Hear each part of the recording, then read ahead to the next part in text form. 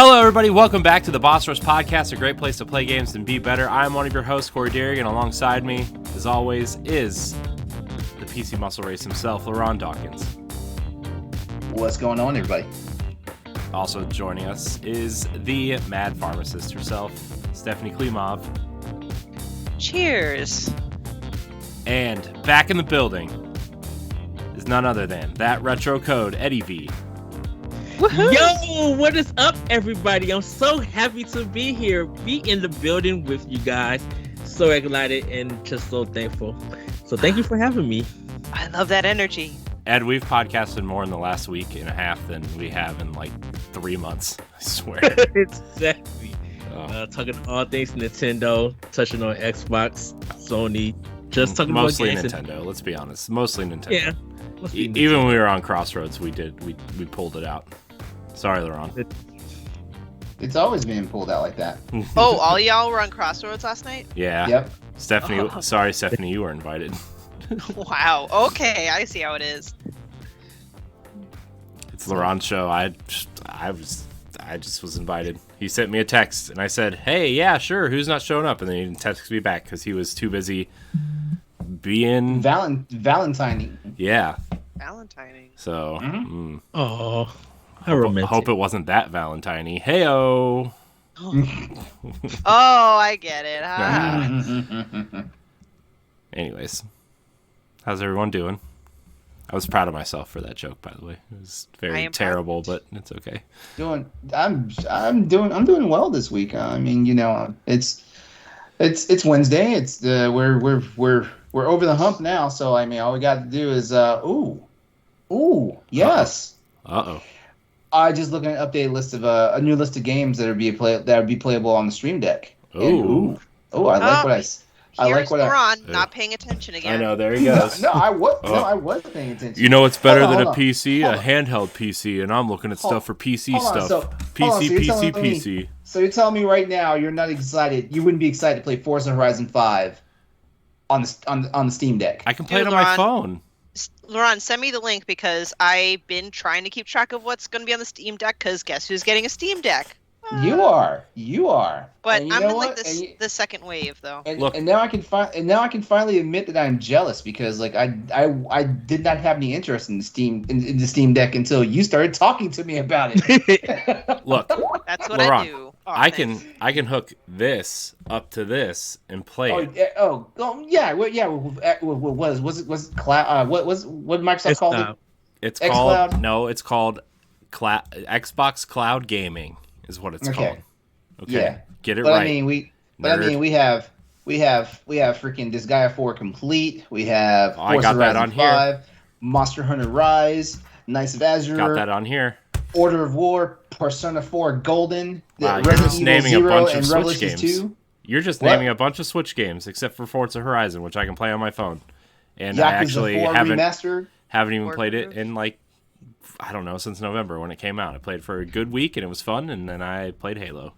Mm-hmm. Hey, this is a nice list because I have Forza Horizon on Xbox, but if it's all about portability for me, so this is amazing.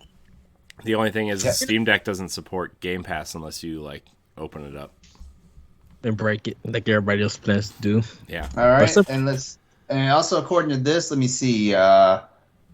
Skyrim, Fallout 4, Mass Effect Legendary Edition. Nice. It's a good game. Pathfinder, Doom Eternal, Far Cry. So it's not everything that's already on Steam, right? Well, they had said way early that don't expect like every individual title that's available on Steam to be playable on the Steam Deck because things still have to like be worked out in an ecosystem. Like this isn't a Windows ecosystem. Yeah. Yeah, Ed, I was the dumbass that made a mistake that got excited while waiting for my Steam Deck. I just bought a bunch of games on Steam, and guess what? One of them, I forgot the name of it. Someone tell me. But it's the one where you blink and the game. Oh yeah. The one Grace is talking about. Yeah, and it was on sale. I'm like, I'm gonna buy it on the Steam Deck. Tell me why? No. Before your eyes. Before your eyes. But guess what? Steam Deck doesn't have a a camera lens thing, so I don't know what the fuck to do.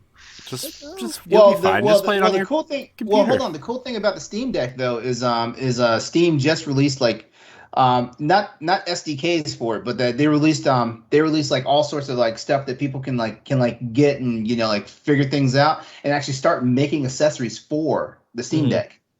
Whoa, okay.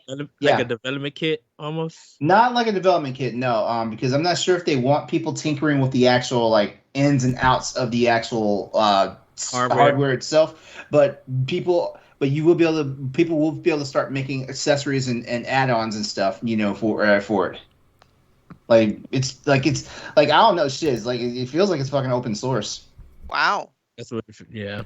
But it felt like with the Steam Deck, I think when they first announced it, they were just like with the games that's in your library, you could carry over and play. Yeah, they were kind of they kind of pulled a fast one on that one. I knew that was too good to be true, but shit, if I can play Monster Hunter World portable, Okay. Because I can already play Monster Hunter Rise portable. It's true. But I want my PC version portable. Oh, my PC version. Fuck that Switch version. What? No, I mean for real. No. Oh, you made me buy it, and now you're saying you don't want to play with me. It's fine. You have yet to ask when are we going to play? You've yet to ask. It's too many podcasts to record. Whose fault is that? Cancel some of them, and I'll play with you. I only do 2.5 podcasts every week. I know. Let's not talk about it. Anyways, that was fun. How was your week, Corey, so far? It's not going well at all. Starting this weekend, it's just like, oh my god. Oh, Stephanie, you're the only one here that doesn't know. Unless I listen to it about your toe. Yeah. Oh my gosh, I was listening to where were you talking about? Arsenal X? Probably. Maybe? I don't know. But the way you described it just sounds abnormally painful. Oh man, it was not fun. I'm sorry about your toe. It hurts. My whole foot hurts, and then my hips hurt because I'm walking weird, because I'm still walking when I shouldn't be, and I fell on my wrist, and my wrist hurts, and typing all day makes it hurt even worse for some reason, and it's just like, oh my gosh, just take me out back and shoot me, I guess. I don't know. No. I don't know. Someone give him a ticket to go to Disney World. No, that requires walking. Right? I want to be able to walk. A little like oh, you want me to get one of those scooters with all those people? No, I've been run over by those things before. It's not fun. How? What do you mean? It's crowded, and it was built like it's a park that fits like millions of people. That was built for like 500,000 people, so it's like narrow. I'm going in November. It's fine. Nice. Yeah, we're taking my kids, I think, for the first time. Well, I hope you heal quickly. I just I feel that once people hit like their 30s, as they get into that decade, it takes forever to heal from whatever injury. Yeah, that is the fucking truth. I've been dealing with an injured freaking rotator cuff for like 4 months now. Yeah. Ooh. Oh my gosh, dude, my toe was so gross. It was so gross. And I had to like pull it out and put it back in. It was so gross. My wife's like, you need to go to the what do you call it? The urgent care. Urgent care? I'm like, no, I'm fine. I'm just gonna sit here and cry for a little bit. It'll be fine. Who told you that? My wife. Oh. I was like, I mean, look, playing sports all those years, I've seen enough dislocated fingers and stuff like that to where I think a toe can't be that different than putting a finger back. So just. Well, what I will say about urgent care is maybe back in the day, quote unquote, meaning pre-COVID-19, maybe, because many places you'd walk right in, they'll see you in like 20 minutes. You're in and out, no big deal, and you'll be good. I don't know who knows this story. I'll keep it very brief, but I had to take a drug test for my new job, like many jobs, not all jobs, but drug test. They eventually got sent to an urgent care to do it. And I'm like, all right, I know it's already busy because everyone's going there to get tested for COVID. So let me go first. I go even earlier. There's already booked up from like open to close. Like all their appointment slots have been filled up. Everyone's waiting in the parking lot. the lady was willing to let me take a drug test because I called ahead.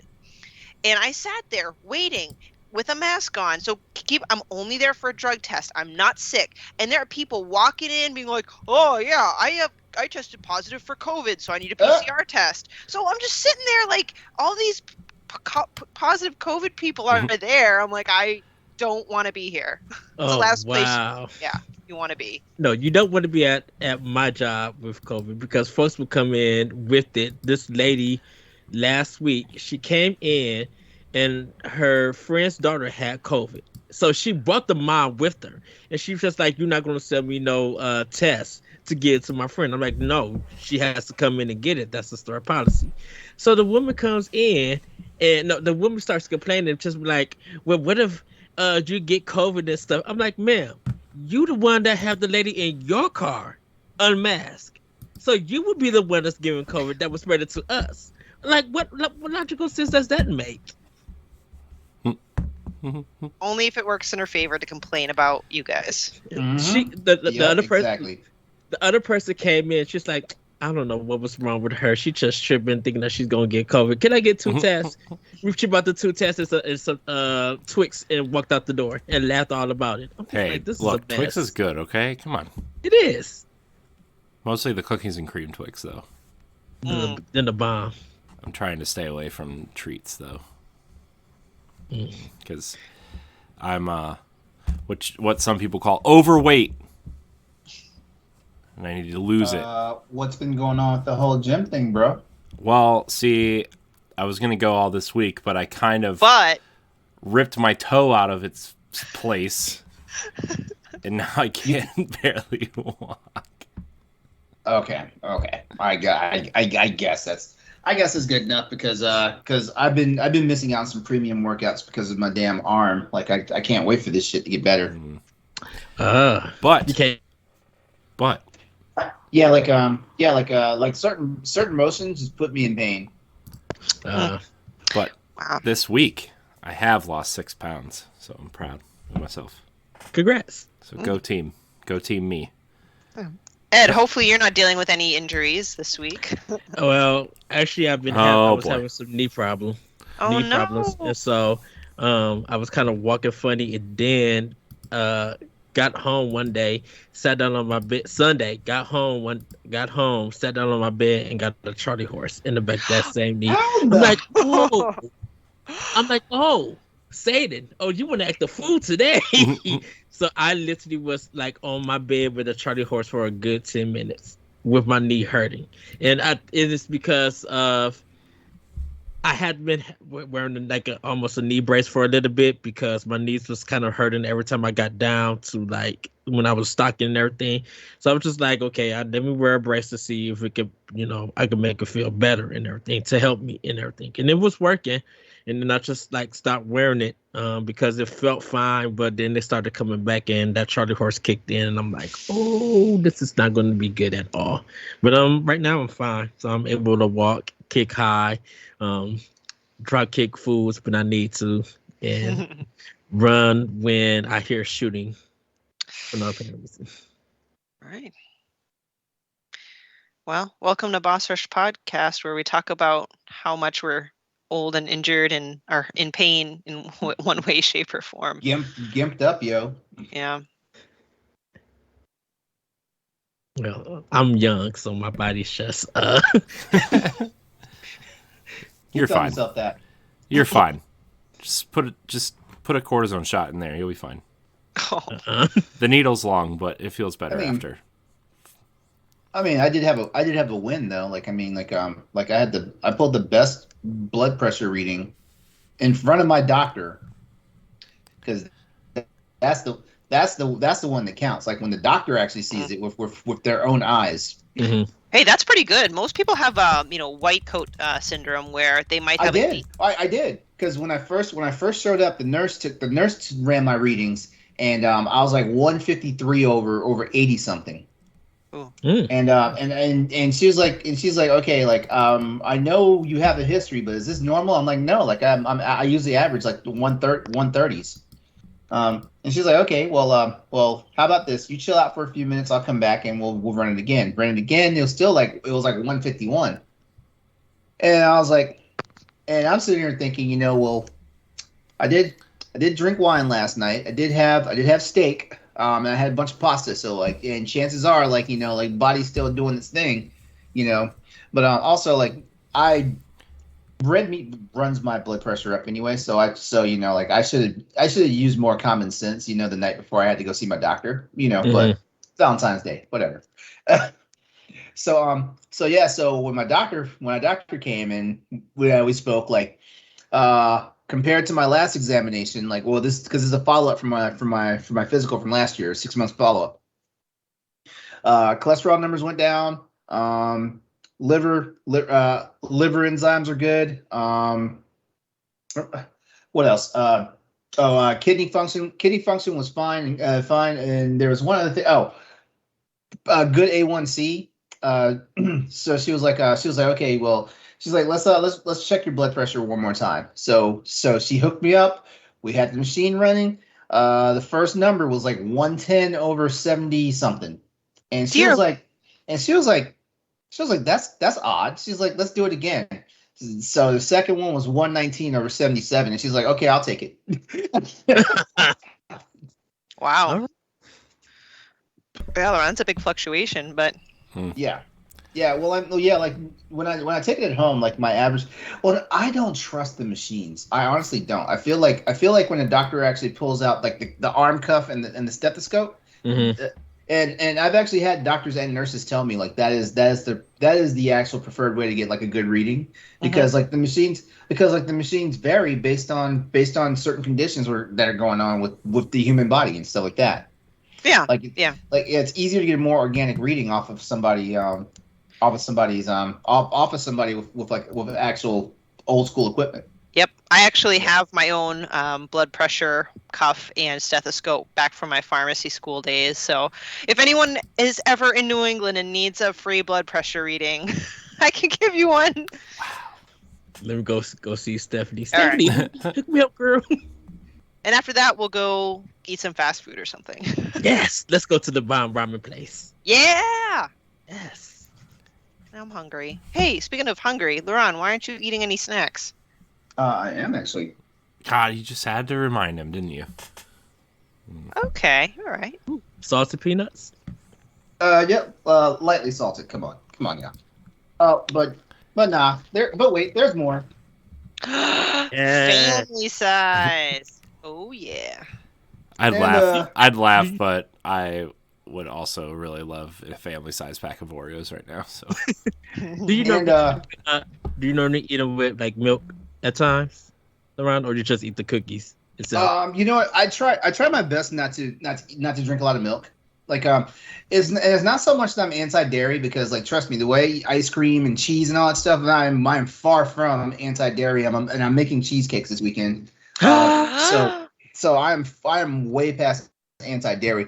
The problem is though, like once I learned about everything about how like the human body is not supposed to be like like metabolizing like cow's milk and stuff, I was like, oh. So so my thing is I will cook with it, and stuff like that. So like I hadn't had breakfast cereal in years. I as a matter of fact, years. Like the last time I had a bowl of cereal, like I was at my mom's house, and I'm not gonna force my mom to cook, stuff like that. So the only thing that was available that was breakfast ready was like cereal. So that was the first time I had cereal in a few years, stuff like that. But since we moved into this house, my roommate goes to freaking Costco and Sam's Club, and he comes back with the freaking like 3-pack boxes of cereal and stuff, and the crate of like 2-gallon milk and all this stuff. And I'm like, Dang. Man, I'm like, you brought freaking cereal? Is that peanut butter crunch? Is that cinnamon toast crunch? Is that Fruit Loops? So I'm eating cereal again. God damn it! I've been doing so well, like all that damn sugar, and you're getting sugar from the cereal, plus you're getting sugar from the milk. My daughter has been eating a chocolate life, which is like really good. Chocolate life. Yeah. Yeah. the fact that a child her age is eating the cereal Life is just incredible. Well, we've never introduced like Fruit Loops or anything like anything colorful. I guess would be the best way to do. See, we used to eat the regular Cheerios, Kicks. Yeah, we used to have that healthy stuff. But and my mom, she's a fan of Raisin Bran. But shoot, for me, it was always Honey Nut Cheerios, Cocoa Puffs, Apple Jacks, like all of that. Apple Jacks, that's my jam right there. Yep. Got that here too right now. Yeah, but now it's just like Honey Nut Cheerios for me, for my whole family. We will run through a box or two in a day. Honey Nut Cheerios is good until it's not good. At least as far as I'm concerned. Wow. LeRon, have you tried any like non-dairy milks? Which I know. I love almond milk. I love almond milk. And so I'm allergic to certain type of nuts. So stay the hell away from me with that cashew milk. No. Where do they even sell that? Because I know you can find that. They stuff. sell it at Aldi. Yeah. Dude, there's even macadamia milk, and I didn't even know that shit existed. Yeah, I love a good macadamia. I haven't tried that one. Because I've seen like we sell Silk. You know that one is kind of like well known. But like all like different nut milk, I have never seen. That doesn't sound right. I like soy milk because it's high in protein. There's oat milk, but I don't like it because there's like very minimal nutritional value to oat milk. Sorry, just talking about little different types of milk here. Yeah. Welcome to Milkcast. Milk. Yeah, I like almond milk. Like soy milk I was never a fan of. Like I don't know, I will drink like the soybean drinks and stuff like that, but I've never been a fan of soy milk. It's something about having a bean taste in your cereal that just doesn't work for me. Just doesn't sound right. Yeah, like the funny thing is though, I like the taste of mung bean. I like the taste of mung bean. I like mung bean desserts. I like like different things that are made with mung beans and stuff like that. But soybean milk, no. Oh, then you must really like the Impossible Burger because isn't that made of mung bean? Yes. Yeah. I think. Yeah, the Impossible Burger is delicious in my opinion. I love it. Give me a number 5 in a radio burger. Wow. What? Nothing. Anyway. Nothing. What is everybody's favorite cereal? Jack asked in the chat. Well, I already answered in the chat. I don't care. You didn't answer it on the show. This is really good. The chat is very good for the audio listeners there, LeRon. Hi, chat. I should probably pop into the chat. Okay. I said my favorite cereal, hands down, is Peanut Butter Crunch. It is I love peanut butter. I know Corey is already retching hearing that. I love peanut butter. And peanut butter cereal is good. Now the thing is though, over the years, they have changed their recipe on the peanut butter cereal because it used to be very peanut buttery. Yeah. Back when I was younger, and now it's like there's a peanut butter taste in there, but it's definitely like corn and sugar now. For me, it's a split with Honey Nut Cheerios and Apple Cinnamon Cheerios. So I like my top are Apple Jacks, Cinnamon Toast Crunch. That's my second place right there. Cinnamon Toast Crunch. Cinnamon Toast. Yep, and a close third. I know I'm kind of cheating. I'm forgetting the name of it. Is it? It's not Honey Nut Cheerios. It's kind of Honey Grams. Yeah, Honey Grams. Thank you. That's my second right there. Is Honey Grams. I love that. And my favorite healthy cereal is actually Raisin Bran Crunch, not the regular Raisin Bran, like the one with the toasted flakes, and it's got a hint of sugar to it. What about you, Corey? I mean, man, I don't know. I guess it kind of depends, but I do like Life a lot. But the chocolate Life has changed the game, my friends. Life and Frosted Mini Wheats is good, but sometimes you get the ones where like sometimes the mini wheats are crushed and then like just the shredded grossness is in there. I'm like, no, I want a good solid mini wheat with a lot of frosting on it. Because at that point, what's the point if you don't have frosting on your mini wheats, right? They sell mini wheats without the frosting on it. I'm like, who's that for? Ugh. Who's that for? Like, you might as well just be out back eating a bale of hay or something. This is gross. Just some Wheaties or something.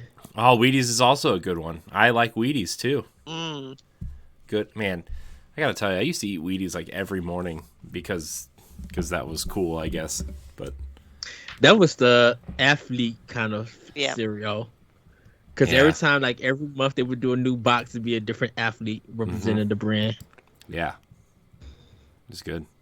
So I guess that's my favorite cereal. By the way, I know I've already said it, but thank you guys for showing up on Crossroads last night. Thanks, I appreciate it. I did the edits today, and man, it was awesome. It was a good time. Thank you for having us. One of us wasn't there. What do you gotta say? What do you gotta say? The one that wasn't here, LeRon. You know what? Why are you always stirring the pot, man? Why? It's what I do. It's why I exist. And then the rice and beans and spices. I feel excluded. No, don't feel excluded. I'm kidding. Look, Stephanie, that's me on everybody else's podcast that I can't be on. You host our most successful podcast. What are you talking about? I know that. It's like, don't you have enough shit to do? I know that, but it's just like I miss because Stephanie knows I miss Talk the Walk. I love doing Expression Pass. I love the 1v1s, but I'm like I miss speaking about Xbox or Arsenal, and I miss doing a regular. Well, podcast. we're hiring if you know anybody. Yeah. Man, yeah, I know. I mean, it's the same way with me and Pow Block, right? Like. I missed that show so, and you and I had like a really long conversation about that the other day. Yeah. We were still even talking about it today. I was like, man, I wonder if I can make that work somehow.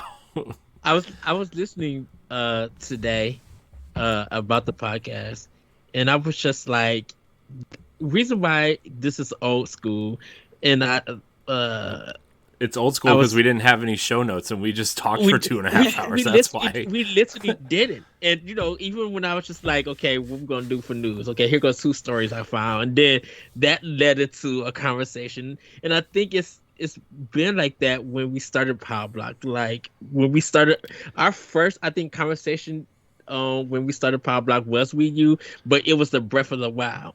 Oh, and I remember for a whole month, Stephanie, you're tripping about this. For a whole month, for 4 episodes back to back, all we talked was Breath of the Wild. Oh gosh! It was like 10. It was like 10 hours of Breath of the Wild talking.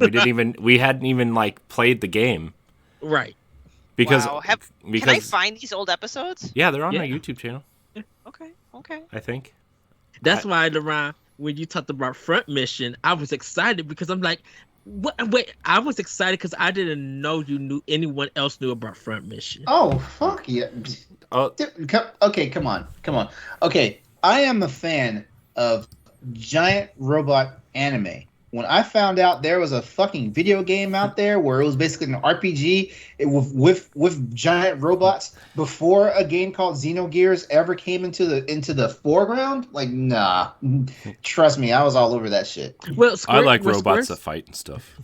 Well, SquareSoft has always been one of my favorite companies, along with Capcom and Konami. So when I never realized about international games that. When it came out, we weren't getting them, and there was always a cultural thing for some of Japan with their games. And I was looking forward to Front Mission. I was looking forward to Live Alive and all the stuff that SquareSoft was making that we never got. I was always looking forward to it. And like I was waiting for the localization, be like, bring it over here. And when it never showed up, thank God for EGM because they used to have an international section showing those games.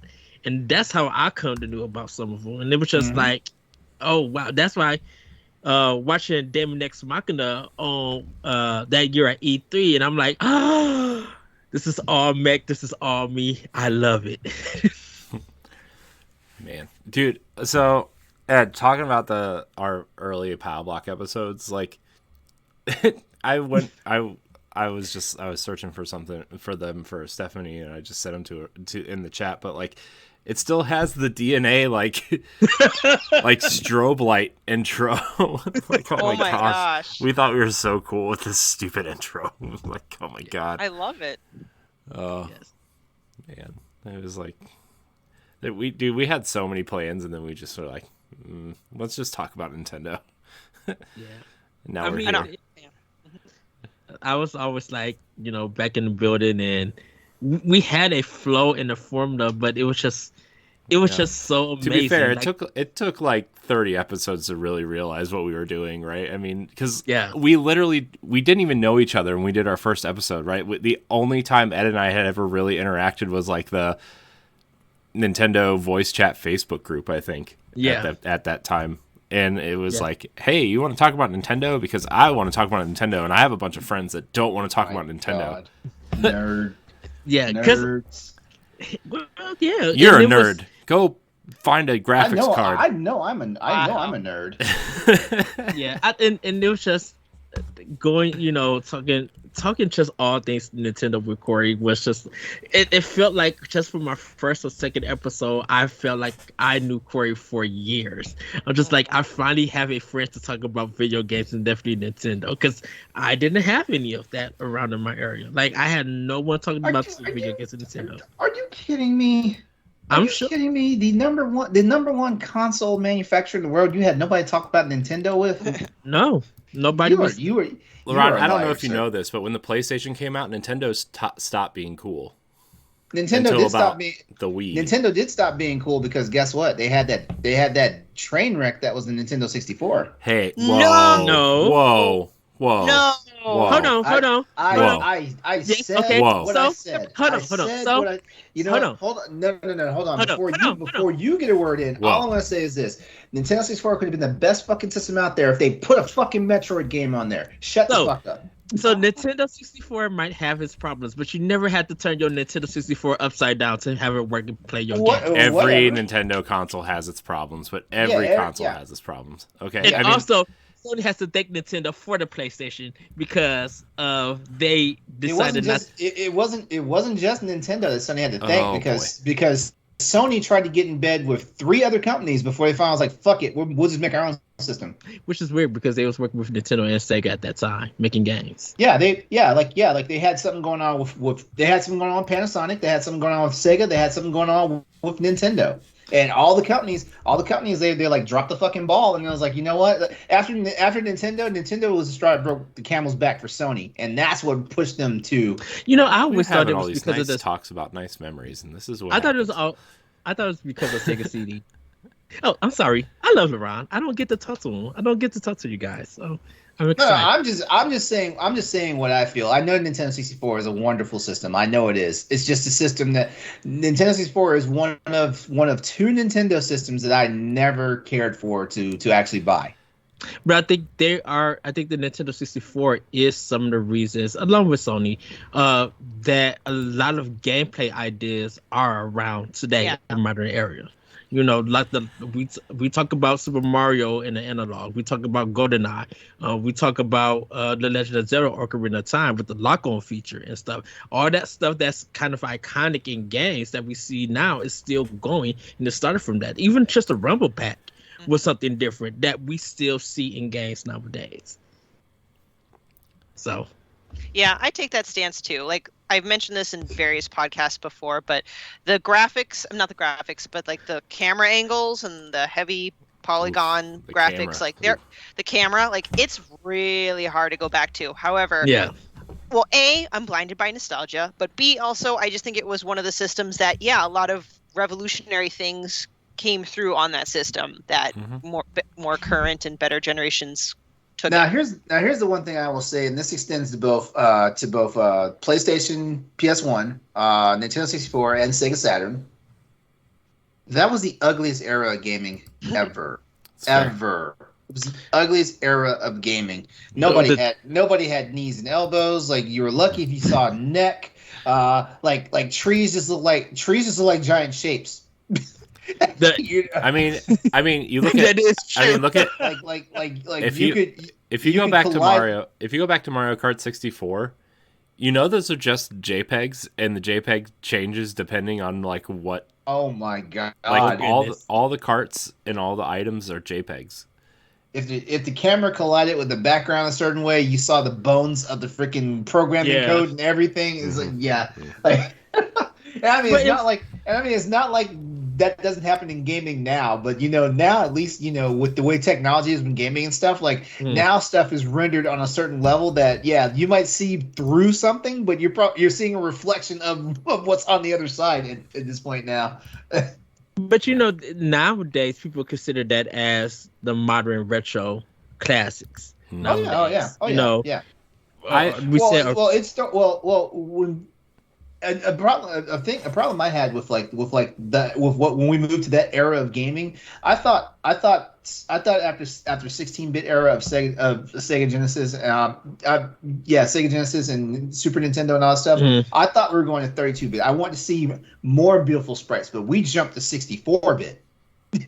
And I think it's because my idea is probably Retro Fighter. Or retro racing, because Sega was doing some of the 3D stuff, I think, first before anybody. But I think PlayStation was the system because they were showing like Toshinden. They were doing like what's that jumping rabbit game? Jumping Flash and everything. They was doing Kilonova. They was doing like different things, and all of this was like going onto the CD. Where Nintendo, they were just learning and entering 3D with Mario 64 and some of their games and stuff. So, and Sega Saturn, Saturn is weird because even though they had Knights and Panzer Dragoon, it was the fighting system that you could import. It was that Marvel vs. Capcom X-Men fighting game. There was no Marvel vs. Capcom back then. It was X-Men. It was X-Men versus Street Fighter. Marvel superheroes. It was those games. You're talking to a Capcom guy. Marvel vs. Capcom was PlayStation 2? Around that area? Marvel vs. Capcom? Yeah. Marvel vs. Capcom was Dreamcast. Dreamcast. Okay. It was X-Men. You're right. X-Men versus Street Fighter. Yeah, because they were showing. As a matter of fact, all those old CPS2 arcade games, that was in the Sega Saturn era. Right, because you had that cart in the back, that RAM cart that would be able to read it and everything. Yeah, but anyway, what I was trying to say is that the reason why I had a fundamental problem with that era of gaming is because I wasn't ready for that jump to 3D. I was not ready, I was still like I want to play fucking interactive cartoons, that was where my head was at. So when we had 2/3 systems because Sega Saturn was late to the party, of course. Yeah. When we had all those systems out there, I had to make a choice. I was like, well, if everything has fucking ugly graphics, I want the one that has the games that appeal to me. And unfortunately, the only thing Nintendo 64 had that I wanted was Mario 64, and that wasn't enough. Well, I know for me, I went from Nintendo 64 to PlayStation, and I was buying games for both systems. It's just that my PlayStation was getting more games because of the thing. It was really easy to look at. It was really easy to look at what was on the shelves on the PS1 side versus the Nintendo 64 side. You had freaking Street Fighter Alpha. You had fucking you had what else? Resident Evil. No. I'm talking about early. Resident Evil Street Fighter. They had that big card. RE1 was not out until 2 years into the PlayStation's life. I thought it was before that because they had that big cardboard box for PlayStation. Right after year 2 is when they stopped making those giant cases. Are you talking about when PlayStation first came out? Yeah, PS1. Yeah. Oh, okay. Yeah. I was just thought you were talking about that early era where they had those kind of cases and everything. Yeah. No. I just think back to all those games and it's like the only thing I see myself wanting to play is Wave Race 64 and Mario 64. Meanwhile, over here on PlayStation, we've got racing games, we've got fucking Tekken, Street Fighter, and all this stuff. And it was kind of a no-brainer where I was gonna go. Yeah, you had that garbage Beyond the Beyond also. Ugh. Yeah, Beyond the Beyond was bad. But you also had Suikoden, so. Suikoden was one of that was a discovery. Like I say this because Genso Suikoden, that was a discovery, and I am so glad for it. Like by the time I got Suikoden 3, I was like, I'm done. Yeah, Konami was still my favorite. So, I'm sorry, we have a show. No, this is the show. What are you talking about? This is the show. I know. It's just like, well, bring a topic. I'm just like, oh, okay. Oh, we get to those too. Oh yeah, but you see, you don't know the format of the Boss Rush podcast now. Like it's a say anything show. Okay. You don't want to derail it or anything. No, it's hard to derail this show. Yeah. It's true. Sorry, everybody. When me and LeRon have discussions, everybody just sit back and look and be like, "Uh-oh." Fair. Well, it's because you have opinions, and us crossroaders, we will make sure to keep you in check, bro. Crossroads, call it railroads. Am I right? Jeez. Railroad. Jerk. I'm just kidding. But did not bring that history to Crossroads. No. Like Austin's been giving me weekly updates on how he's been interacting with you, and I love it. Uh-oh. Austin been keeping your ship running tight, buddy. I love it. Well, for our conversations. Yep. Wow. No, me and Austin been having some really good ones, really good discussions. I'm sorry, Corey. I'm glad somebody's keeping Ed in check. Y'all just let this guy run rampant, through the network. How? What did I do? You're infesting all the shows now. You know what you do with your saucy takes. You know what you do. What's been my latest saucy take? What was that one where I mentioned it during the writers' meeting, and David almost put me in the penalty box. What was it? I can't remember now. I don't remember. That was like 2 weeks ago. I can't remember what happened yesterday. Okay. Oh wow. You were on Crossroads yesterday. I know. You keep telling me that, but yeah, you keep telling me that. Hey, Stephanie, I was on Crossroads last night. What were you doing? I was home by myself playing Sifu. Hey Stephanie, me and Austin are looking for a third. Okay, that sounded bad. That sounded bad. I'm sorry. I was like, well, do we have an HR department? I feel uncomfortable. We all need an adult. That's not us. Should I get my wife? She's an adult. I am so sorry. That came out so wrong. As long as I get to be in the middle. Oh God. That's. Anyway. I saw a picture of the Eiffel Tower today. It was nice. Hey, Corey, you want to go ahead and do housekeeping? We keep forgetting to do that on Wednesday nights now. I know. Yeah, I'm just like about ready to just not do it at all anymore. Hold on. I gotta see, since I don't do show notes for this, I have to open the last show notes we had when we had a guest to do this. This is the Boss Rush Podcast, a flagship show of the Boss Rush Network, where each and every week we get together with our friends from around the internet to talk about everything we played, watched, and more. You can catch the Boss Rush Podcast every Wednesday night live on twitch.tv/Boss Rush Network or on YouTube and podcast services every Monday morning. Remember, you can get the show 3 days early. That's Friday on Patreon. Patreon.com/Boss Rush Network. For just $1, you get access to this show 3 days early and 2-week early access to After Dark and Standard Definition. Follow us on social media at Boss Rush Network. Join our Discord and Facebook group and find all of our shows and content on bossrush.net. Remember, if you listen on iTunes and Spotify, to give us a 5-star rating. It really helps. Also, we have a store. Buy stuff from your favorite shows and other things. That's all I'm going to say. Redbubble.com/Boss Rush Network. Go there, buy stuff, be happy. Yeah. What did we do this week? Anybody play anything or watch anything? I finished Boba Fett. I did too. It was fine. But yeah. Jeez, what I dude, first of all, the Luke model, Like the CG plus the body double, I couldn't tell. Like I couldn't tell that was CG at all. You know, that's the crazy part too, because people have been bitching about that since his first appearance in the season finale of The Mandalorian. Yeah, well, that one I could tell. This was different because they hired the True Fate guy and his team to do the True Fate, the visuals special for effects. this. Yeah. Okay. So like, I could not tell at all. I could not tell. I was like watching. I wasn't even paying attention to the show. I was watching him. I was like, there's got to be something. There's got to be a deficiency. There's got to be a defect. His mouth's got to like, glitch past his ear at one point. Like I was looking for this crap. Nothing.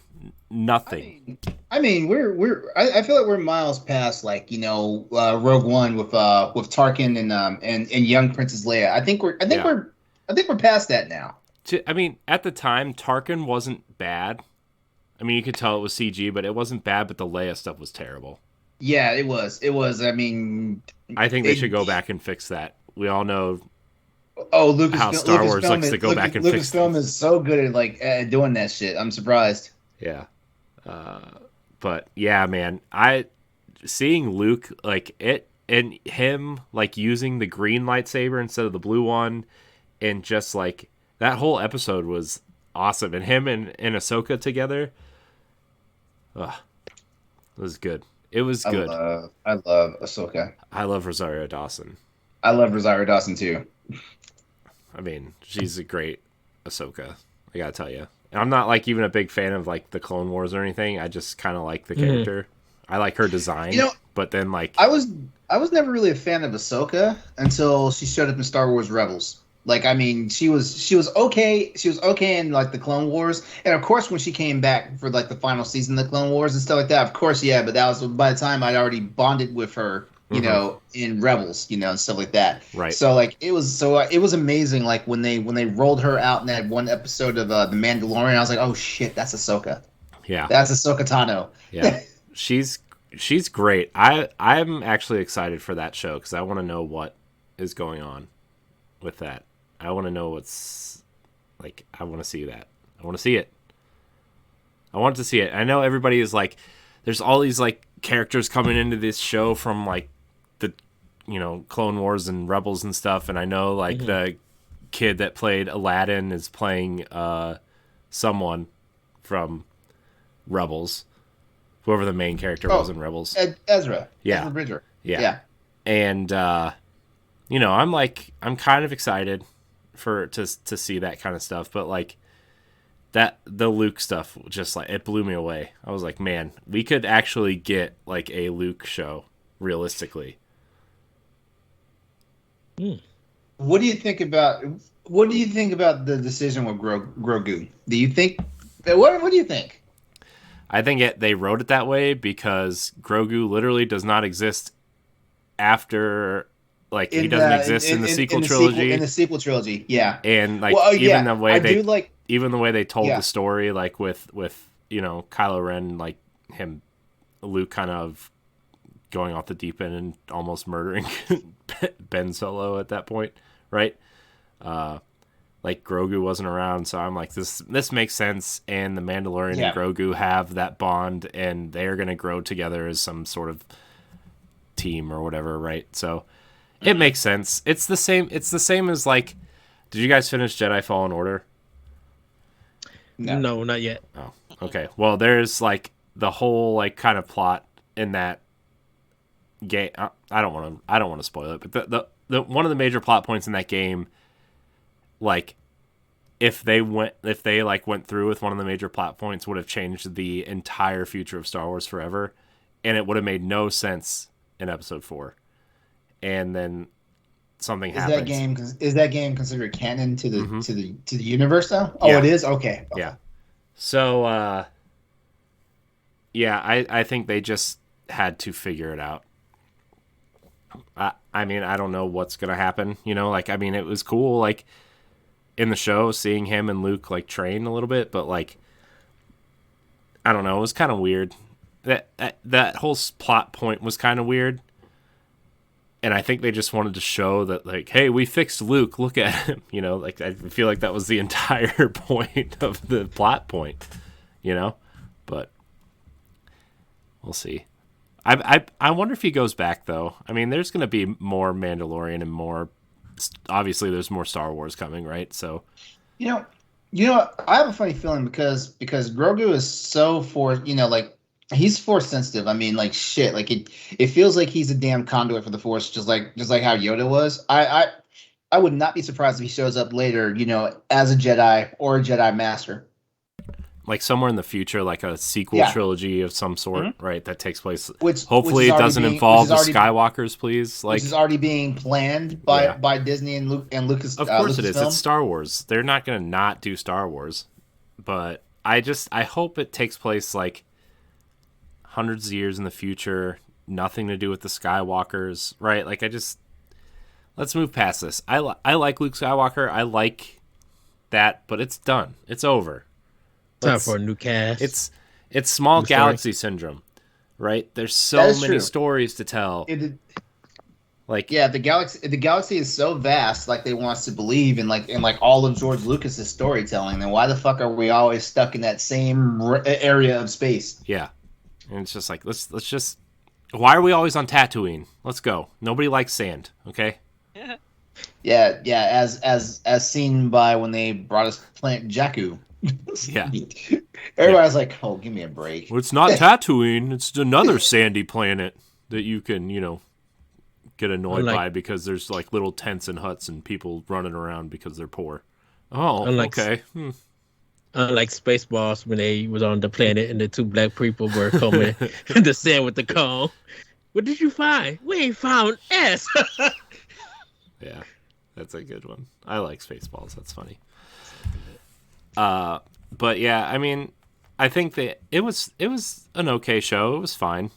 Mandalorian was better, for sure. But I think the book of Boba Fett was a vice to like set up other things that are coming instead of just being its own show, right? I mean, the best episode. Yeah. I did think it was cool that they like the Mandalorian now flies a Naboo starfighter. Yeah, which was hilarious. But oh man, LeRon got distracted. What, LeRon?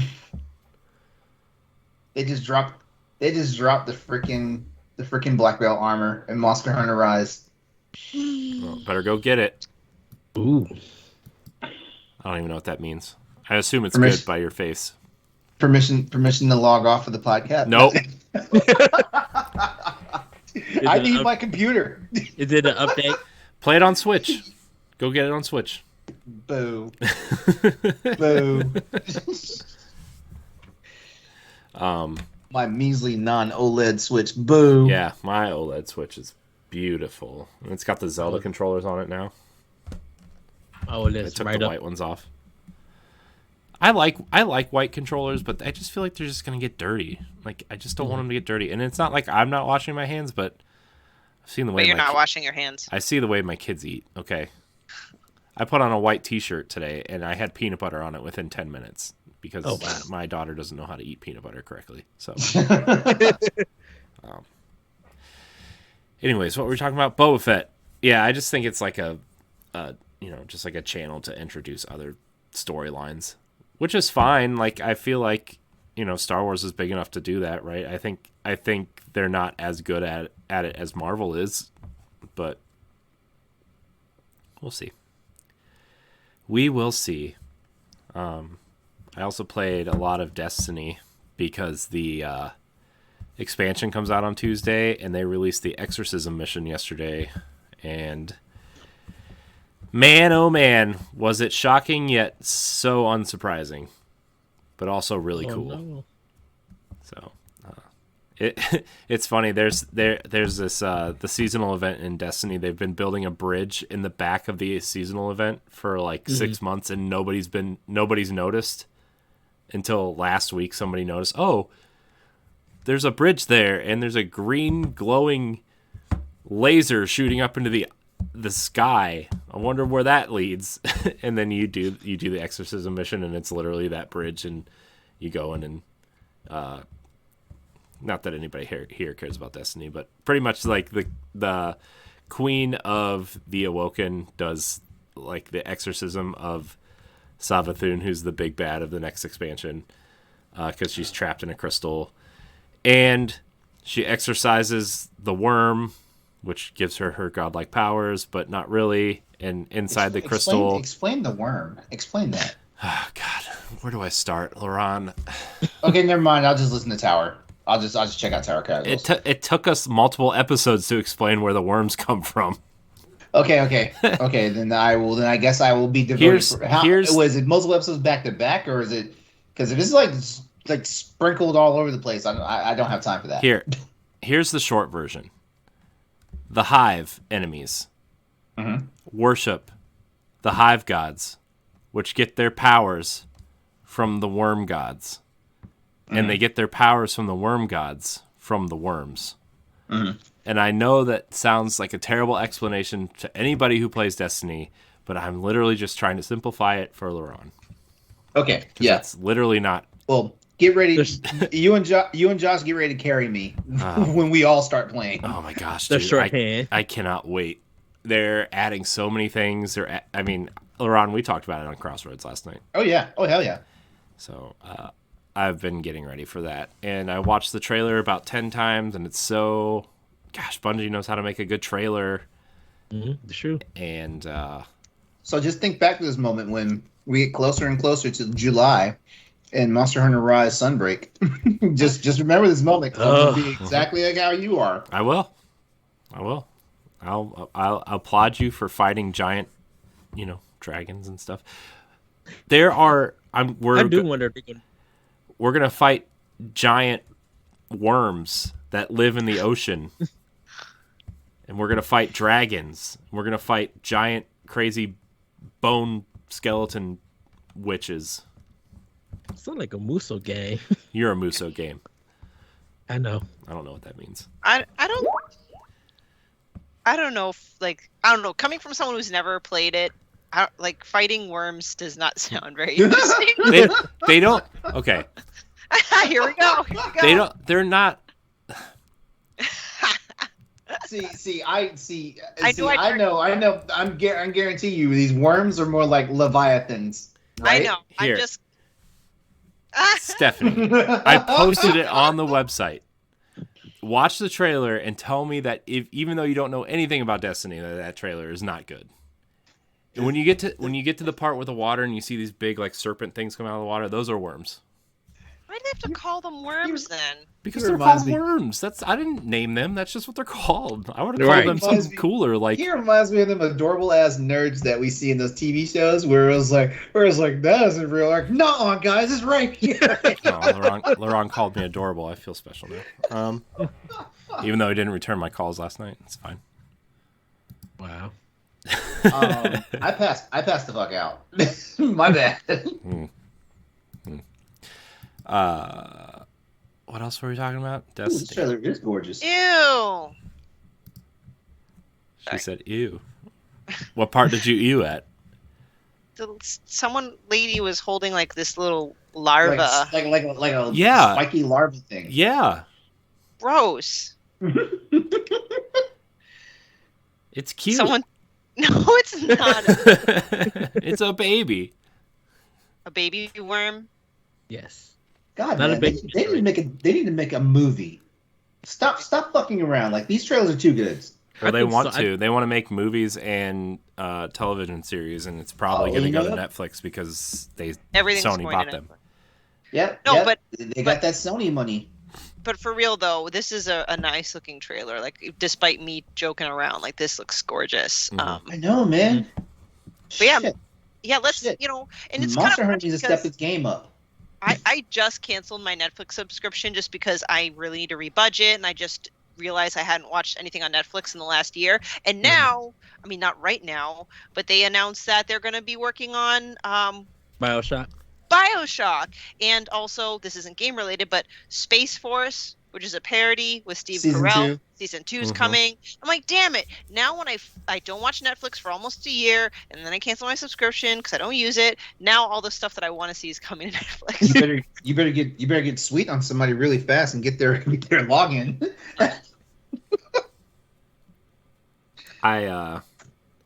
Yeah, I don't know. I feel like Netflix isn't worth it, but then like I feel like as soon as I cancel it, something that I want to watch is going to be there. And it's like, oh my gosh, just Netflix is like the most expensive charge I have for no reason. It's like $20 a month now. Literally, only thing I have Netflix for is I don't watch the new stuff on Netflix. I watch reruns of shit I've already seen, or binge accidentally some shit that everybody else saw like years ago on Netflix.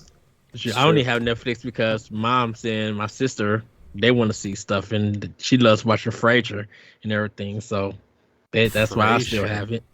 Yeah, because I mostly watch my stuff on Hulu, like watch the newest TV stuff and like movies and stuff on there. And still need to get Crunchyroll because I need to catch up on some of the anime stuff. But yeah, I got to get her HBO Max though. See, I fucked up and let my wait, was it Crunchy? No, I fucked up and let my Funimation lapse. The one that, remember Sony had like this nice promo where you get it for like 7 months. I fucked around and let it lapse, and now I can't get back into the $7 a month. So I'm like, do I really need Funimation that much? Do I need Funimation that much when like Hulu gets damn near all the Funimation shit just later? Well, I need to watch all the Food War stuff because it's not on there. So that's why I get Crunchyroll, and I got to still catch up on My Hero. That I've been on Hulu. Speaking of Hulu, Ed, I've been watching How I Met Your Mother from the very beginning. Oh, nice! I like that show. I know it's not a very popular opinion, but I like that show a lot. I mean, I'll watch How I Met Your Mother before I watch The Big Bang Theory. That's fair. What else did I play? I played something else too, but it must not have been. Oh, I started Mass Effect Legendary Edition. Nice. So I got through Eden Prime, and man, Mass Effect is good. Let me ask you a question. How much did you buff up Jenkins? I didn't. He's gonna die anyway. Well, I'm not gonna waste my time. Jenkins is dead. He's always dead. Why would I waste my time? I knew of a name like Corporal Jenkins. He was not meant to last long. Yeah. Dude, I knew at that very beginning where he's like, "Oh, I'm gonna be the tough guy or whatever. I'm gonna go fight," and then he died in the first mission. I'm like, "Yeah, I didn't see that coming." Gosh, Jenkins is the worst. Although Nihilus was cool, and Nihilus is cool. Nihilus is like really cool, and like they gave him this really cool. Nihilus was the real. He was the real plot device. Yeah, they gave him like this really cool armor, and like. You actually had like a real conversation with him. You're like, oh yeah, he's gonna be cool. He's probably gonna be in my party. He's probably gonna be like my mentor. And then like half hour later, Saren, boom, dead. Stop ruining it for me. Oh, you've had time. Game came out 15 years ago.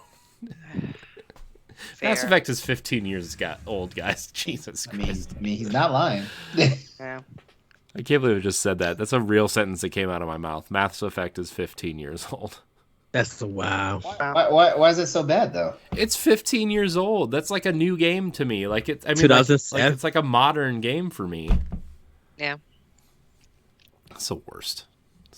I also re-downloaded Cyberpunk after I said I wasn't going to on Crossroads last night. I want to see what it looks like. I just want to see what it looks like. I want to see what my V is checking out. I know that sounds weird. Yeah.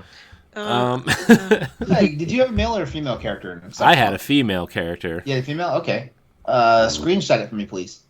I want to see. I mean, it's basically looks like the V that's on the website right now in this image. But, okay. I mean, I like the hair thing. I don't know. When you have a choice, LeRon, you play as a woman. I thought you already knew my story about why I no longer play as female characters. Nope, I don't care about your story. I'm talking about my story. Oh, okay. I heard your story. I know. What's weird with the update that they focus a lot on the female. I guess now she's kind of like the lead that they were using, because they didn't really show the male V in the stream at all yesterday. That's okay. Anyways, enough about me. Who wants to go next? Ed, you're our guest. So, I have been. Everybody, take your bathroom break now. Yeah, go ahead. His list. Oh no, wait! You just had to know it went in. That was my I said 3 things. Ed, what are you playing? Watching, playing, doing? Dragon Quest. I'm doing the one that came to Switch, is like that mobile port. I started that up. Been playing Street Fighter: The World Warriors, the arcade version on the Street Fighter collection. Been having fun with that. Decided to play Alter Beast on the Sega Genesis Online, and yeah, that game is still bad. Yes. I do not enjoy that game at all, and I remember beating it. Whoever says they enjoy Alter Beast is lying. Let's face it. Wait, what? Well, I haven't played Alter Beast since I was a kid, but I thought I enjoyed it. It was. Has something changed now that I'm an adult? Yeah, it's not. Wait, good. are we talking about the Sega Genesis Altered Beast? We're not talking about that shit that came out on PS2, right? Yeah. No. I mean, the one on PS2 was better, or PS3 or whatever, way better. Was it PS3? I thought it was PS2. I don't remember. PS2. Nobody really cares about Altered Beast that much to decide which console it came out on and which one it didn't. Yeah. Played the Contra collection. Played the Japanese one, the Famicom, and then I started playing Operation C, which is the Game Boy Contra, because I never got a chance to play. I enjoyed that one. I'm one? going to replay it again. Operation C. Oh, okay. It was the Game Boy version. I've never played it before, so I decided just to load it up and play it. I'm going to replay it again because I almost got to the last level. It still does that thing where you only get 2 continues and everything. So I'm just right now just learning it, but it's not that hard or anything with it. Got Gesso Fumaden, Undying Moon. It's okay. It's not. I thought, but it looks beautiful when it's in motion. And this game is by Konami. And I think I just got to sit down and learn it. Learn this game because it's weird on how the gameplay is. You get like attacks and dodges and everything, but it feels slow. It feels like when you watch the trailer that it was kind of fast and action packed, and this one it feels really slow when I'm watching it. I'm like, this just doesn't. I don't know. With that, of course, Pokemon Legends Arceus and playing Dying Light 2, and man, I do not like time limits in games. I don't like missions that have a time limit to it, because if your controls are bad and everything, or there's clips, like the game starts clipping, you follow through stuff, and you can't do nothing about it, it really messes up the fun and the flow of the game. I do not like time missions. Legend of Zelda Majora's Mask excluded. Once I play that, I can't, that's excluded. But like, I've never loved when you be like, you got to do 15 things and all you get is 5 minutes. What? No, yeah. Let me ask you this. Have you ever had a time mission and it's just impossible to do it? There's no. Yes. And that what game? What game? Because that game would technically be unbeatable at that point. So, some of the Ratchet and Clank ones, when you're racing, the Ratchet and Clank that was on PS4, it's a racing thing, and you have to have a certain time limit to do everything. And then if you don't hit the right stuff and get the time and everything, you might as well just forget it. The moment that you hit something wrong from the start. Is there a trophy for it?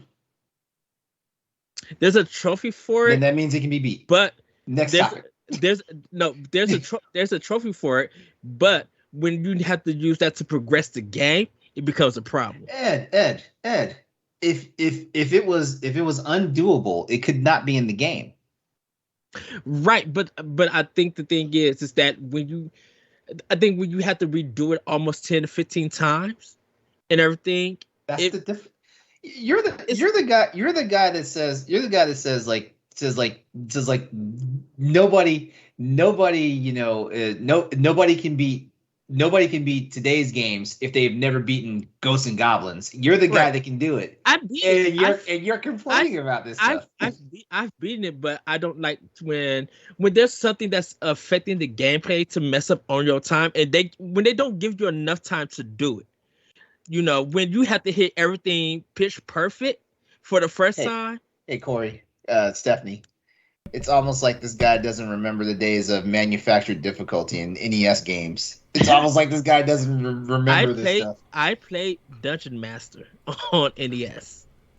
I'm just going to not say words. I played all of Mario Brothers, the Lost Levels. What?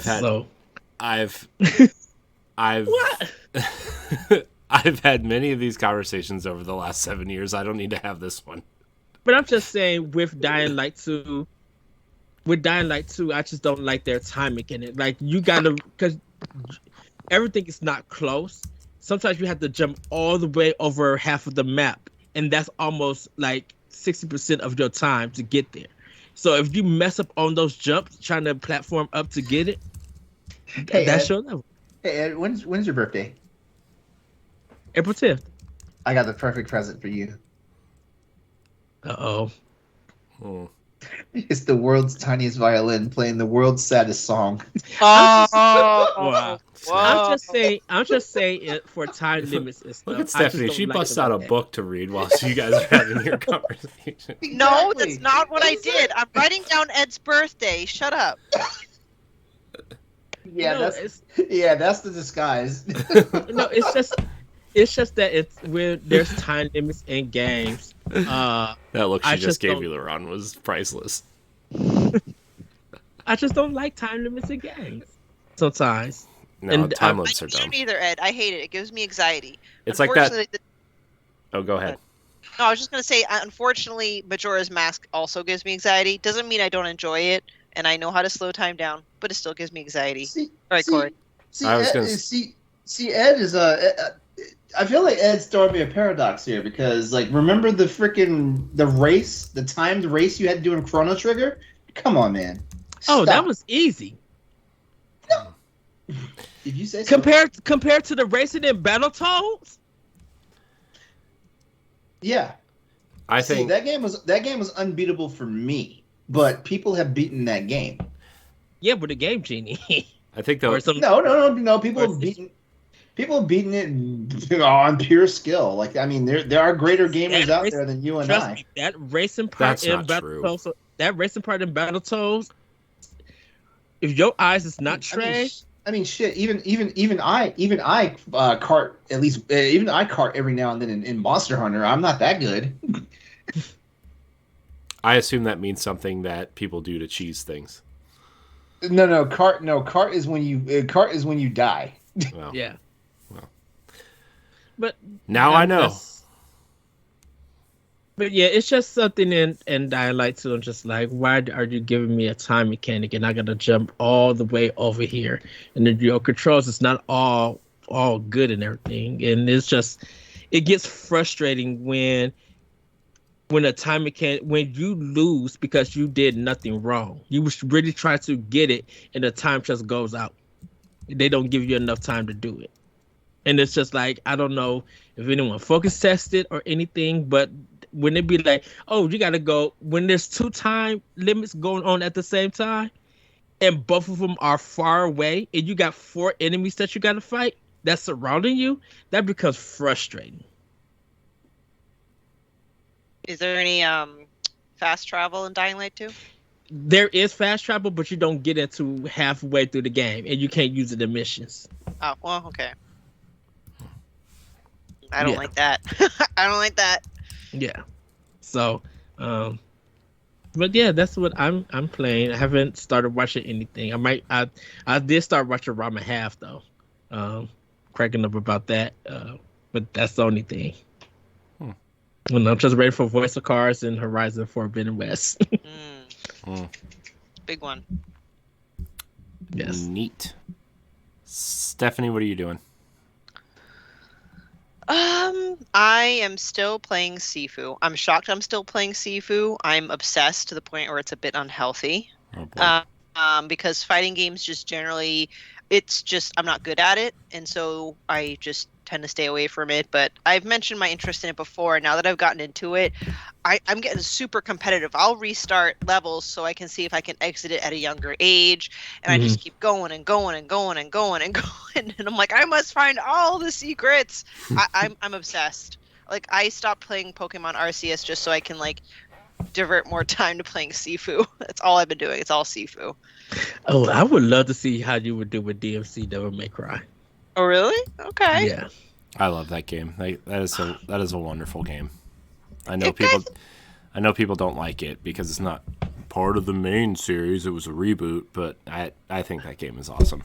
Yeah, me too. Yeah. One of the Ninja Theory's best. It's also on sale like every other week for $5. So I was gonna say like I frequently see it on sale. So if you recommend it, I'll pick it up.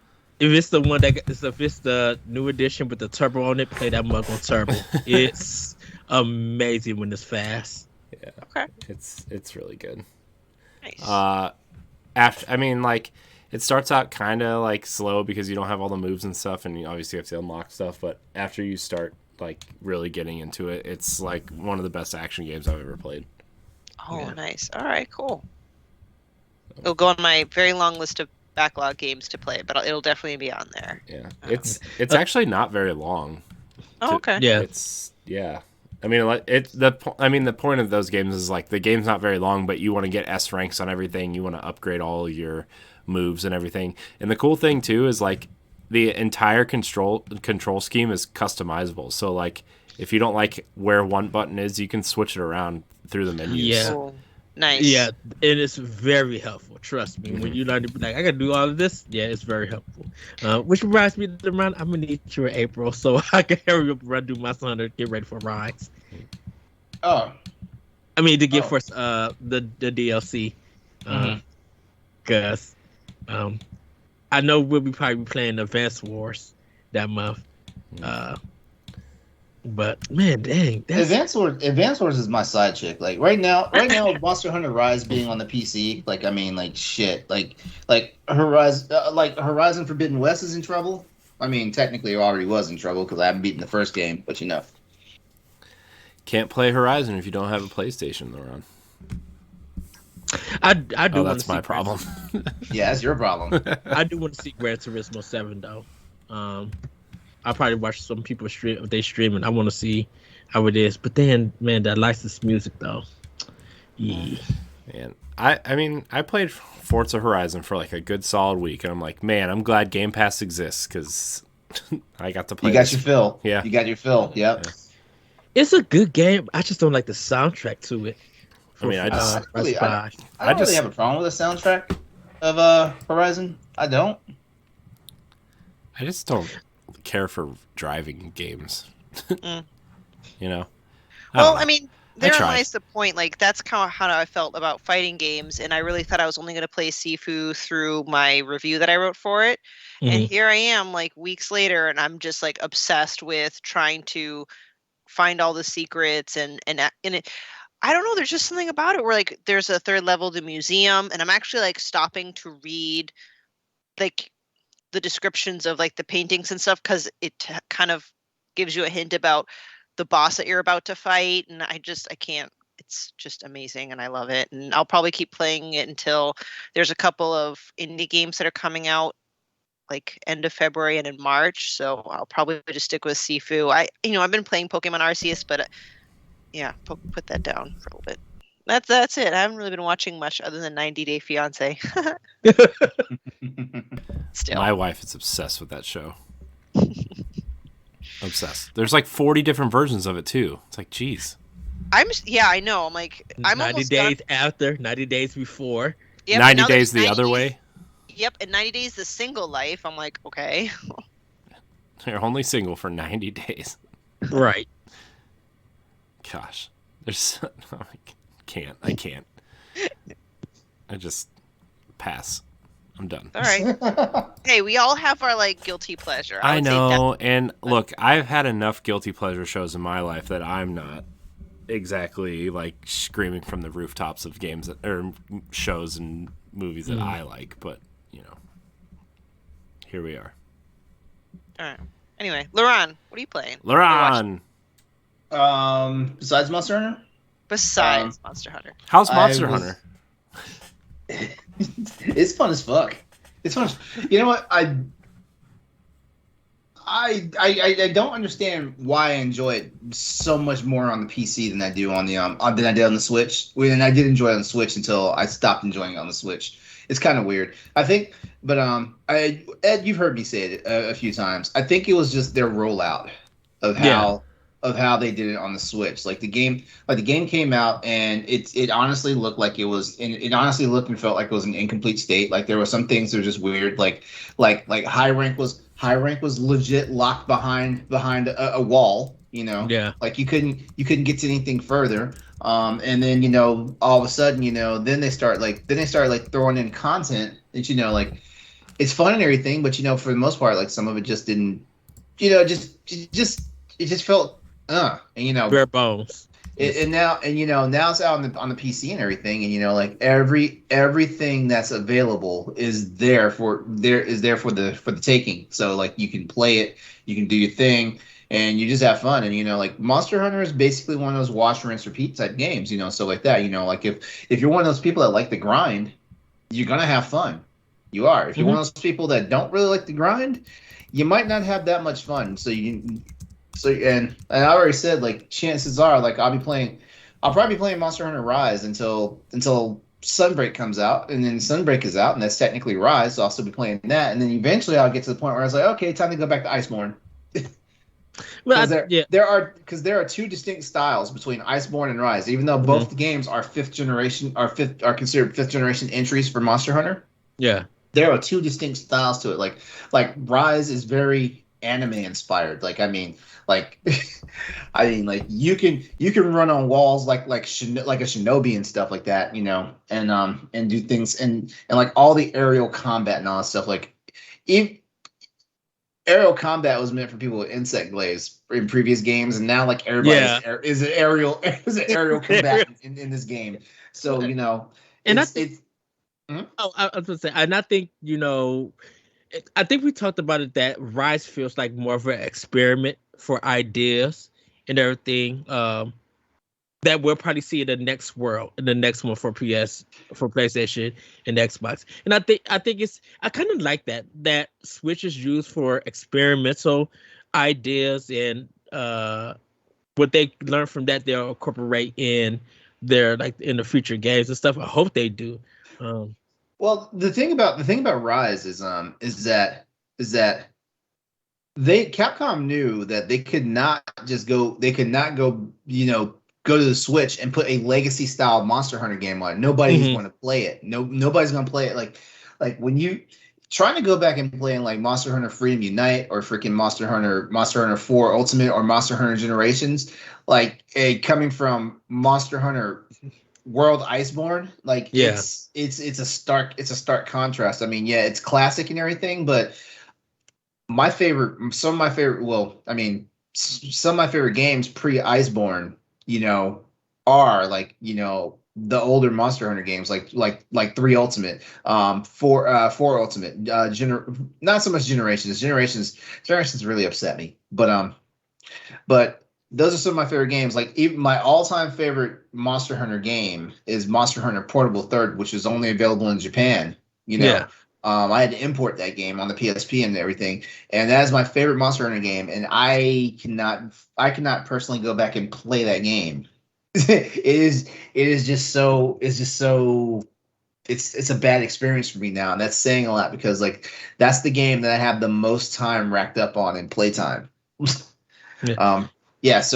But they couldn't go back to that. They couldn't go back to that format, stuff like that. So they had to, but they also knew that the Switch does not carry the same power the Xbox One and the PS4 had. So they had to do something a little different. So Monster Hunter Rise basically It's not. It does not feel like a stripped down version of Monster Hunter World and Iceborne at all. It doesn't, because like they brought in other mechanics and stuff that enrich the gameplay and stuff like that. You know, there's things, you know, like for example, like the wire bug mechanic. The wire bug mechanic is basically the fully realized version of the clutch claw, and I know for sure that's going to be in Monster Hunter 6. You know, they revolutionized they revolutionized mounting for wyvern riding now, and that's just amazing, you know, stuff like that. So, right, and I think a lot of people are just excited because they just get to play a Monster Hunter game on the go and get into the action and stuff. So I think it's a fair balance with that game. For, you know, it feels more accessible to anyone and everyone who wants to get into the series. And you see, there's the problem too. Like this is. I've realized it now, and I agree with a lot of people now. This is the easiest Monster Hunter game out there. Now, the main reason why I say that is because if you look back at all the older Monster Hunter games, like your character movement was slow versus how the monsters moved and stuff now. And now your characters are moving at such a breakneck pace and stuff like that. It makes the fights easy. Like the fights end in. We're not talking about like Team Darkblade and Team and those guys that basically play the game for the meta. That those guys like whoop like Apex monsters in like less than 2 minutes and stuff like that.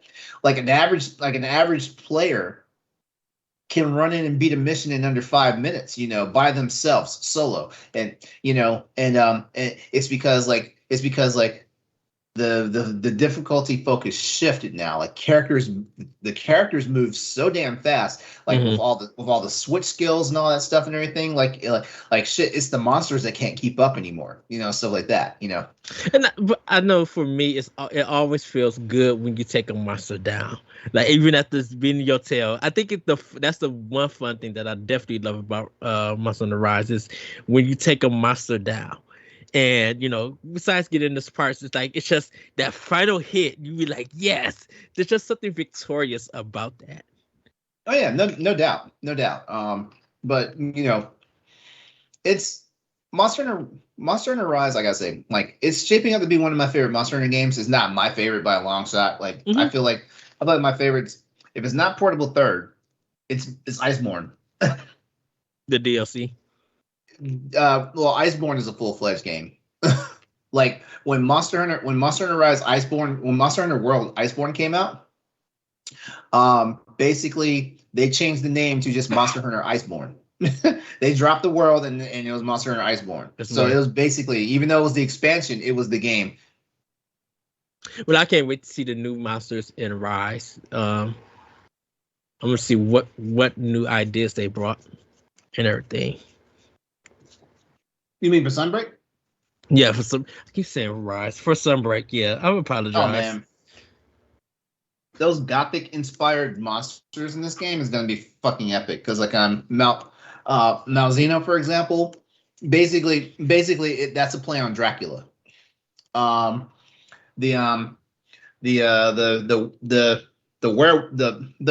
freaking dog. Basically that's a play on the classic werewolf. You know, so yeah, and that's the cool thing about it.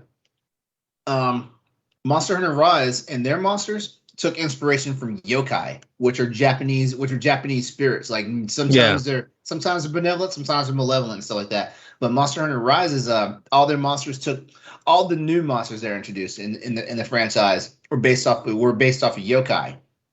You know. And so when Sunbreak's coming out, it's going to be based on more Western, you know, like a horror creatures and stuff like that. So I like the dynamic that they're going with it. I just can't wait to watch the cutscenes. I love how they introduce the new monsters and they just rhyme everything. You're just like, this is so good. Now you see, I think that's going to be different. I think that's going to be different. Well, I think that's going to be different because like it looks like Sunbreak is going to be a tonal shift from you're going to be in a different area of the world. So like I think there's going to be a tonal shift in like the in those intros and stuff like that for the new monsters and stuff like that. But I don't know. I just have a gut feeling, you know. It's going to be.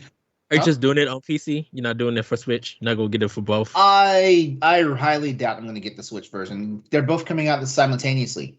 And Right. like I'm pumping all this time and energy now into the PC version. So I mean, like I if it was crossplay, yeah. But we already know it's not gonna be crossplay. We already know that. Hopefully that changes. It's not gonna be cross save either. So there's no point. Or Capcom. There's no point. So yeah.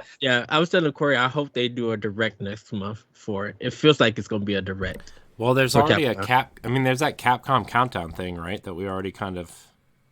I guarantee you that's Resident Evil and Street Fighter news. I guarantee you. What do you think about Resident Evil that they're going to talk about? DLC for 8. DLC for 8, and we might get our first look at 4 remake. Ooh, yeah.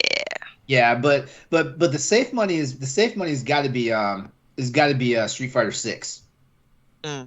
Which by the way, the current lead producer for Monster Hunter World and Iceborne, he's the executive producer for Street Fighter now. Yeah, because Ono called himself retiring for health reasons and then wound up going to another gaming company. Yeah. I wonder if 6 is going to be exclusive again to PlayStation. Possibly. I mean, Street Fighter is already exclusive, right? So technically, I mean, besides the PC version, Street Fighter 5 was exclusive. So I mean, yeah, I don't know. I could see Capcom doing what's that game they announced that everybody thought was Death Stranding 2, but it wasn't. Pragmata or something. I was about to say Stigmata. Yeah, I bet that's exclusive to PlayStation, at least a timed exclusive. Yeah.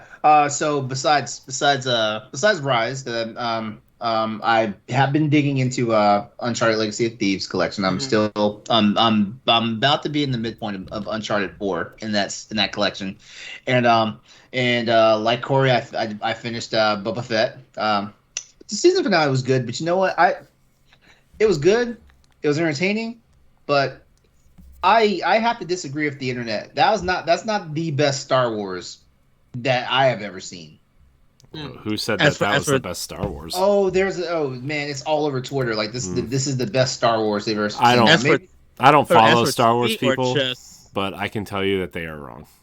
Yeah, exactly. Like this is not the best Star Wars I've ever seen. If you want to see some of the best Star Wars you've ever seen, watch Star Wars Rebels, the Twilight of the Princess. Apprentices. Twilight Princess. Twilight Princess. That is the best Zelda game. I keep hearing that. Like I wish Nintendo would re-release it on Switch so I could buy it and try it and find out. And you yell at me like 2 days later saying, "Wow, I don't want to wrestle goats for 2 hours." Wait, what? Wait, what? Is that a thing? You'll figure it out when it comes out on Switch. I did start the Peacemaker series. Peacekeeper. They said that one was really good. Is it? Peacekeeper. Yeah. Peacekeeper. Yeah, the John Cena superhero one from Suicide Squad. Yeah. Can I say I enjoy the Suicide Squad movie? That was really good. You know what? I haven't seen the second one. I'm starting to think should I go see this movie because it's on HBO Max. I am not the best. See, the problem is I don't have HBO Max. Oh. I have access to HBO Max, but I don't have HBO Max.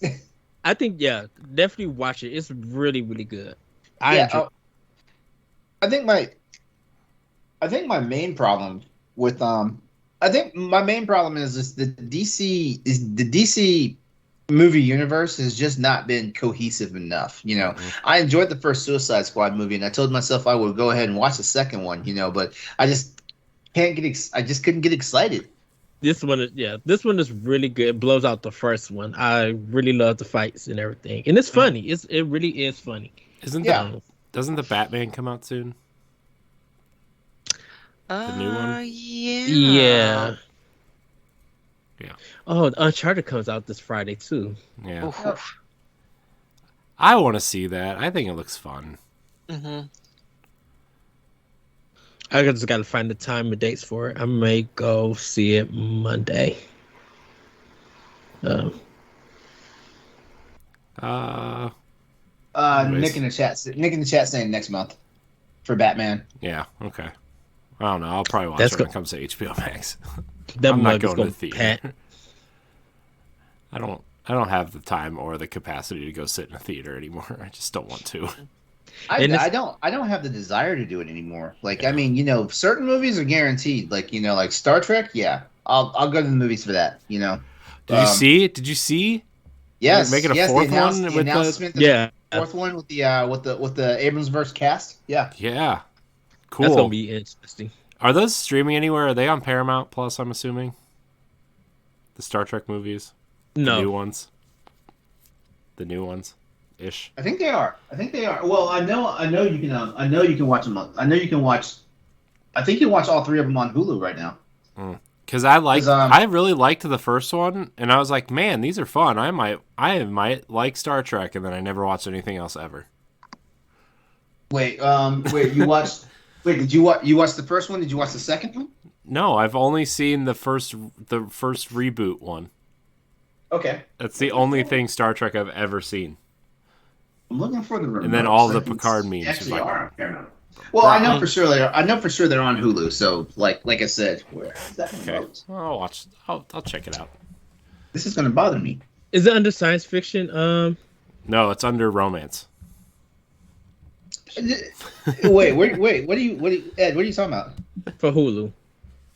Just start searching Star Trek. What are you doing? Jeez, why are you go to sci-fi? You're gonna get all sorts of stuff you don't. Why don't you use the Dewey Decimal System when you check out a book too?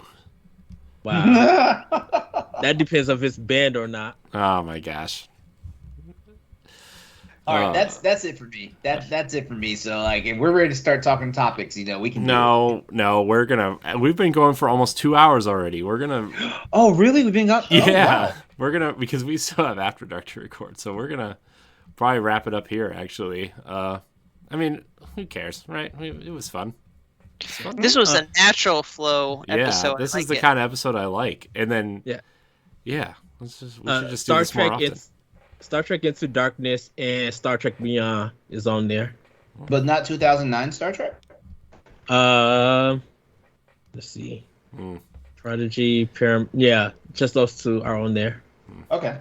Anyways, well. Yeah, because I think everything else might be on Paramount. Okay, then. Well, I want to thank everybody for watching and or listening this weirdly flowing but awesome episode of the Boss Rush Podcast. Remember, you can find us every Wednesday night right here on twitch.tv/Boss Rush Network or on podcast feeds and YouTube on Mondays. Remember, you can get the show 3 days early on Patreon, patreon.com/Boss Rush Network. For just $1, you get this show 3 days early, After Dark 2 weeks early, and Standard Definition 2 weeks early. Wow, what a deal.